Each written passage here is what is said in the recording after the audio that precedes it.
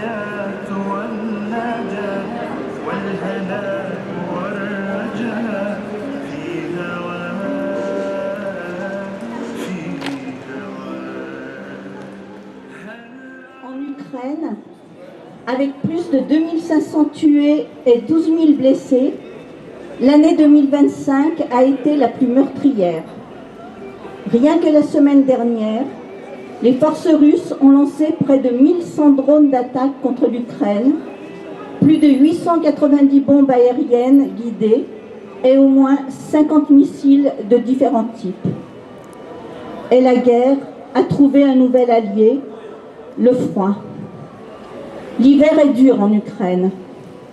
Celui-ci est plus rigoureux encore que ces dernières années. Les températures descendent jusqu'à moins 20 degrés. Les civils, privés d'eau, de chauffage, d'électricité, doivent, presque chaque jour, subir les attaques à grande échelle menées par la Russie contre les infrastructures énergétiques. François Vallet m'a transmis ce matin un article du site Reporter sur la mainmise de l'armée russe et de l'entreprise publique russe Rosatom sur la centrale nucléaire de Zaporijia, une emprise inquiétante si on pense aux graves conséquences sur la sécurité nucléaire en Ukraine. Et forcément, en Ukraine, c'est dans l'Europe entière. Depuis le début de la guerre, près de 5000 femmes et filles ont été tuées et 14 000 blessées. Aux côtés des femmes en détresse se tiennent les associations féminines qui leur apportent soutien moral, financier, psychologique. Pour cela, elles ont besoin de financement, mais celui-ci fait défaut. En raison des coupes budgétaires, une association sur 3 pourrait disparaître dans les 6 mois. Les enfants, eux aussi, payent le prix fort. Depuis le début de l'invasion totale du territoire ukrainien par Moscou, plus de 3200 enfants ont été tués ou blessés par les bombardements, selon les données vérifiées par l'ONU. L'an dernier encore, les victimes infantiles ont augmenté d'environ 10%, troisième année consécutive de hausse.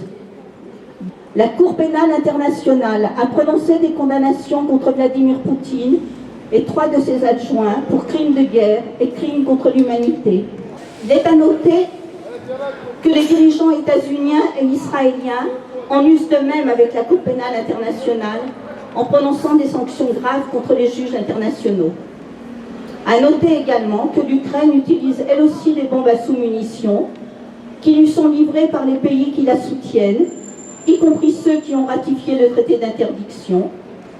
L'ONU est soigneusement écartée de toutes les négociations entamées ici ou là pour mettre fin à ce conflit. Nous demandons au contraire quelle est toute sa place dans ces discussions. 2 718 milliards ont été dépensés dans le monde pour la guerre en 2024. La totalité des recettes fiscales de l'Ukraine a été investie pour la guerre. 2 718 milliards de dollars, c'est l'équivalent de 334 $ par habitant de la planète. Près de 13 fois le montant de l'aide publique au développement des pays les plus riches et 750 fois le budget ordinaire de l'ONU. Le secrétaire général de l'ONU, Antonio Guterres, a appelé le monde à repenser les priorités en redirigeant une partie des dépenses militaires vers le développement de l'humanité et la lutte contre la pauvreté. Mettre un terme à la faim dans le monde d'ici 2030 nécessiterait seulement 93 milliards de dollars par an, soit 4% des dépenses militaires de 2024. Rediriger même une fraction des dépenses militaires actuelles pourrait combler des écarts vitaux, envoyer des enfants à l'école, renforcer les soins de santé de base, développer les énergies propres et des infrastructures résistantes et protéger les plus vulnérables.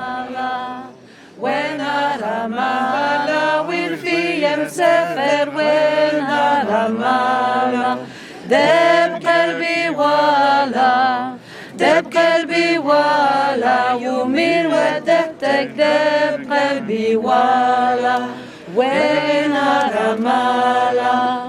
وين رمالا والفي مسافر وين رمالا دب قلبي ولا يومين ودهتك